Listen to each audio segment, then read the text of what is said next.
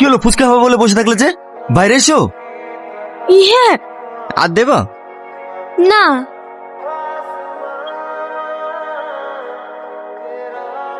আমাদেরকে ফুচকা দাও। হ্যাঁ দিচ্ছি। তুমি এখানে? আজ 3 বছর ধরে তোমাকে পাগলের মতো খুঁজে বেড়াচ্ছি।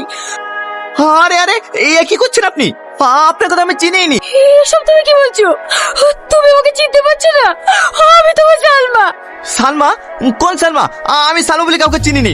ছাড়েন আমাকে। 10 দিন বাদে তোমার সাথে আমার বিয়ে, আর তুমি এখানে নাটক করতে বসেছো? চলো। আমি যাবো না, আমি যাবো না। আমি চিনারি বাটারিকে পেয়েছি।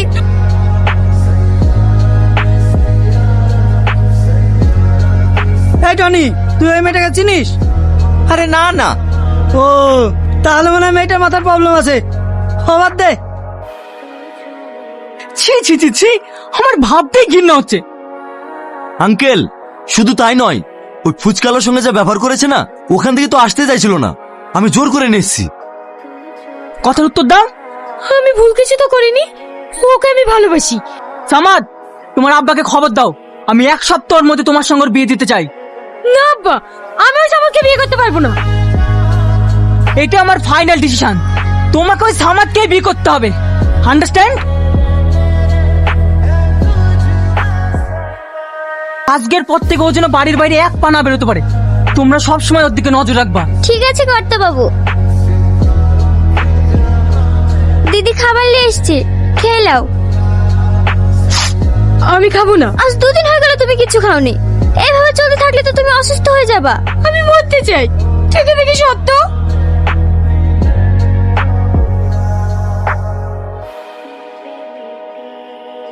এটা কি টনিদের বাড়ি? হ্যাঁ। টনি বাড়িতে আছে? হ্যাঁ আছে। বাবু একটু বাইরে আয় তো, একটা মেয়ে তোর খোঁজ করছে। আপনি আবার বাড়িতেও চলে এসেছেন? টনি তুমি এইভাবে বলো না, আমি তোমাকে ভালোবাসি, তাই আমি সব ছেড়ে দিয়ে আজকে তোমার কাছে চলে এসেছি। আচ্ছা, আপনার মাথায় সর্দার কি কাটা? সেদিন আসতে উল্টোপাল্টা কথা বলছিলেন, আজকে আবার বাড়িতে চলে এসেছেন। তুমি কি সত্যি আমাকে চিনতে পারছো না টনি? সে চিনতে পারছো না?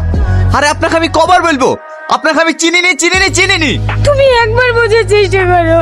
তোমার জীবনে যদি অন্য কোনো মেয়ে এসে থাকে আমি চলে যাব, কিন্তু তুমি আমার ভালোবাসা অস্বীকার করো না প্লিজ। দেখো মা, আমার ছেলে যখন তোমাকে চিনতে পারছে না, তুমি আর জোর করো না। যাও, না হলে তোমার বাবা মা চিন্তা করবে। না না, আমি বাড়ি গেলে আমার আব্বু জোর করে অন্য ছেলের সাথে বিয়ে দিয়ে দেবে। ভালো ভালো বলছি, এখান থেকে চলে যাও, তাহলে ঘাট ধাক্কা দেওয়ার থেকে বের করে দেবো। 2 দিন থাকবে বলছে, থাকুক না। মন ভালো হলে ঠিক চলে যাবে। অসভ্য মেয়ে, কাল তোমার বিয়ে, তুমি এখানে পালিয়ে এসে মনে করছো পার পেয়ে যাবে? আমি যাব না, আমি যাব না। টনি, টনি, তুমি আমাকে সত্যিই চিনতে পারছো না, কিন্তু তোমাকে একদিন আমার ভালোবাসার জন্য পস্তাতে হবে, পস্তাতেই হবে।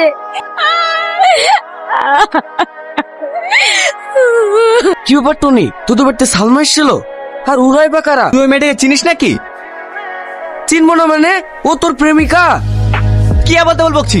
তুই কি ওই মেয়েটার মধ্যে পাগল হয়ে গেলে নাকি? তুই ভালো করে মনে করে দেখ, আমি তুই যখন 3 বছর আগে কলকাতায় কাজে গেছিল না, ভালো করে মনে করে দেখ, যেদিন আমার হাত কেটে গিয়েছিল।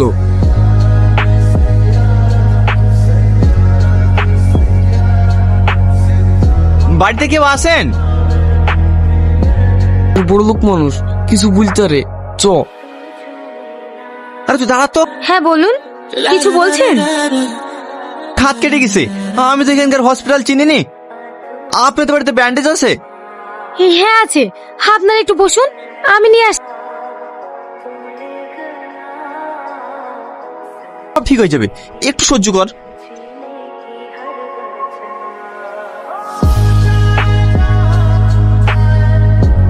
ব্যান্ডেজ করে দিয়েছি, আর রক্ত বেরোবে না। আপনি খুব ভালো, আপনার মনে কোনো অহংকার নাই। আপনিও অনেক ভালো। এই মলমটা নিয়ে যান, ব্যান্ডেজটা খুলে লাগিয়ে দেবেন।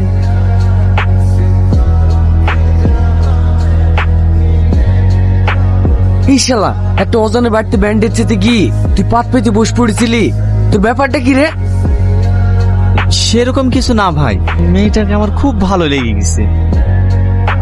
কি বললি? তোর বাপ জানতে পারে না? তাহলে আমাদেরকে পোস্টমর্টম করে এই ব্যান্ডেজ জড়িয়ে বাড়ি পাঠিয়ে দেবে। চ বিল্ডিং এ চ।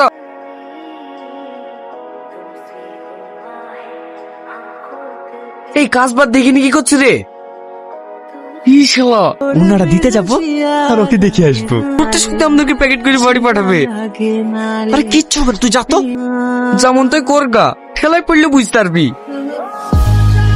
বাড়িতে কেউ আছেন? আজকে আবার কার কি হলো? না না, কারো কিছু হয়নি। আরে এটা তো আমার না। ও ওখানে পড়েছিল তো, তাই ভাবলাম দিয়ে আসি। আমার নাম টনি। এবার তোমার নামটা বলো। মানে এই যে বললে তোমার নাম কেন? কারো নাম কি কেন হতে পারে? আমার নাম সালমা। এই টনি আয়।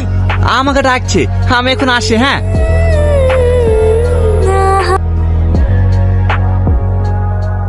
টনি, টনি,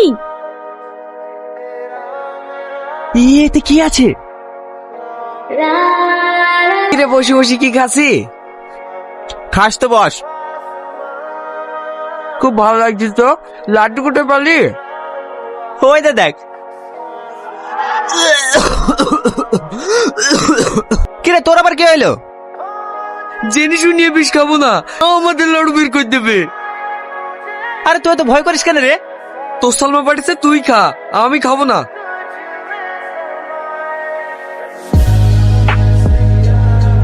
দিদি দিদি, তুমি যে ছেলেটার সাথে কথা বলতে না, সেই ছেলেটা ছাদ থেকে পড়ে গিয়েছে। দিদি, গিয়ে কোনো লাভ হবে না।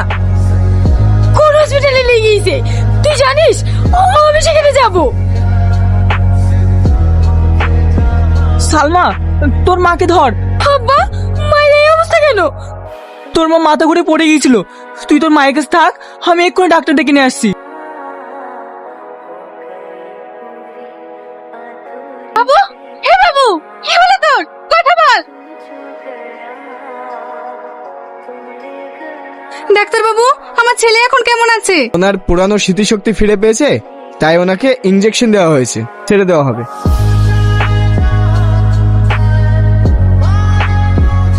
এই সালমা, আমার সম্পূর্ণ পড়ে গেছে।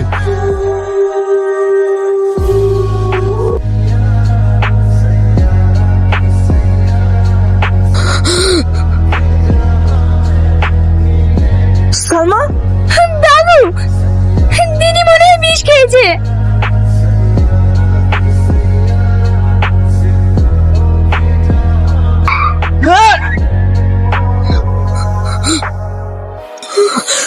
আলবা